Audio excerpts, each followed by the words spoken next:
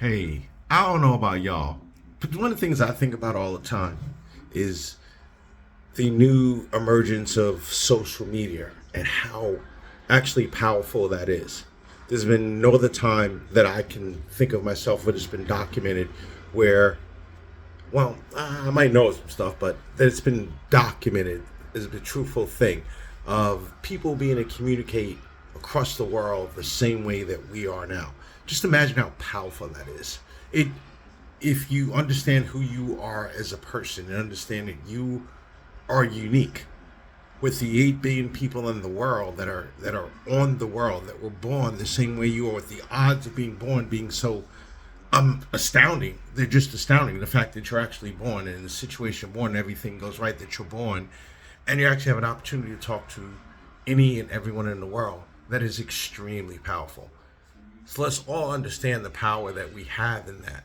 So many of us get afraid to come out and speak in front of people. I'm on some social media outlets where people are afraid to come out. They don't know if they want to go live, what they want to say. It doesn't really matter what you say. Just be you. You are the powerful one. Do you understand that? You are the powerful one. You are unique. For the 8 billion people in the world. Again, I love math. That was one of the things I loved growing up. I think of the odds of that. It's astounding. We can't think as high as the opportunity that in a galaxy, in a universe of all these different bodies out in the universe, that on this place right here, at this time right now, you exist. You have conscious thought. You can sit, you can talk to someone, you can tell them about how you're feeling. Think about that. Think about the astounding. I can't think of another word. There are so many words I can think of to say, but the word that means the most to me in that situation is astounding. I can't fathom the odds of that. Can't fathom the odds of that. If you took a supercomputer we have now, the computers we have that are amazing. I remember my dad, first computers he had and everything, he had these little flashcard things. These flashcard things. It was these things that had holes poked in them, and not holes, but there were like tabs poked out of it.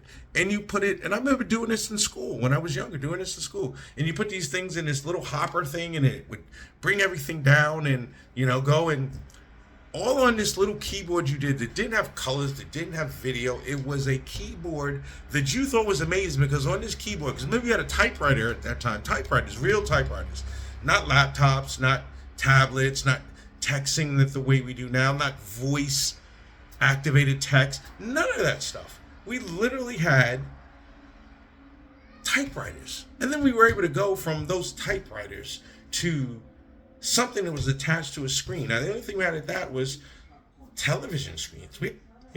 Television screens. Now, in people's houses, have you ever seen the big screen dudes down in their man caves when they want to watch football or basketball or, whatever, or play their games or do whatever they want to watch and do when they bring the boys over, they got a TV. Do you see the sizes of these TVs? Do you see the size of them? I saw like a 90-something inch television. 90 It's like being in a movie theater. It's like literally being in the movie theater. The movie theaters. I've been in people's houses. They actually have movie theaters in their home. Many of you probably been. I'm not saying I'm not special. I've been to somebody's house at this. No, with people. But if you have to really think about the progression, the evolution of things, the fact that when I was a kid, man, the fact that I had a keyboard that I could put a cord, all these crazy cords, like the stuff y'all have now, USB is awesome. It's really easy. We had to screw things in and put them together, and it was a lot of work, but it was cool. Like that was what we had. That's what we had. It was better than anything we had before. We were amazed, excited, astounded by this, right? So we did this, and this. We have computers now. We exist as people. We're out able to talk to any and everyone through this technology. Dad, remember hoppers?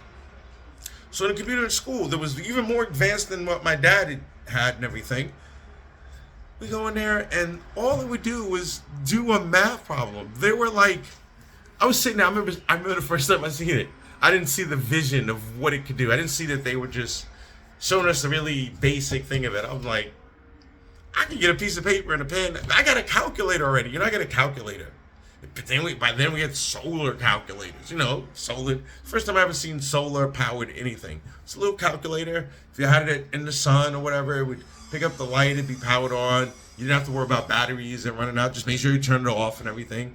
But if you powered it up, you was gonna be good for it. The whole time you needed it, you'd be good. So you go and I could on my calculator, I could do this math problem that it took me all the time to type all this in, do all this, do these cards the right way, and go from where I was sitting to over at this computer that we only had one of. It wasn't like everybody had their own. It was 30 kids. I grew up in the Bronx. I don't know about everybody else across the country, but in the Bronx, when I grew up, I was born in '67. I'm a pretty matured guy by now. So I was in school, in the '70s pretty much. Graduated in high school '85. So a bit older. Like back when we had it and everything, it was one, and we had 30 kids in the class. 30 kids, 30 something.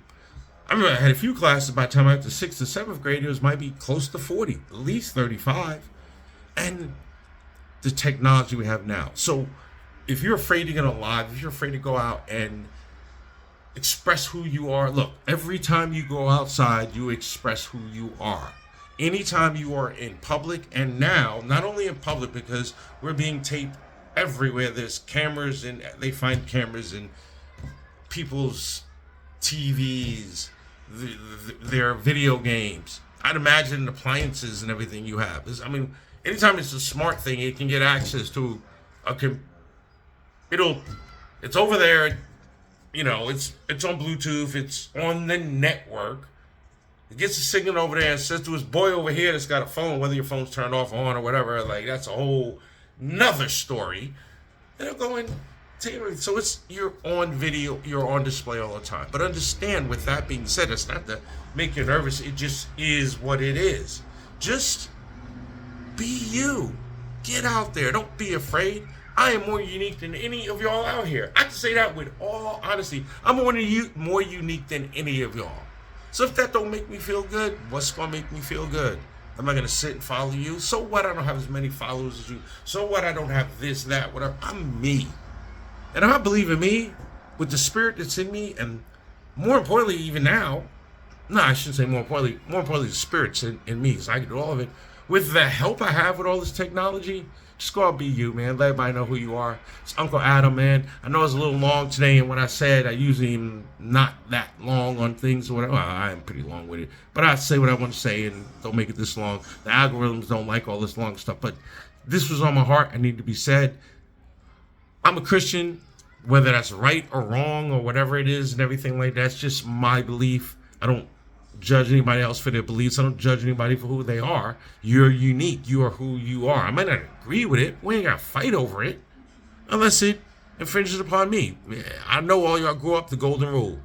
Do unto others as you'd like them to have to do unto you. It's pretty simple.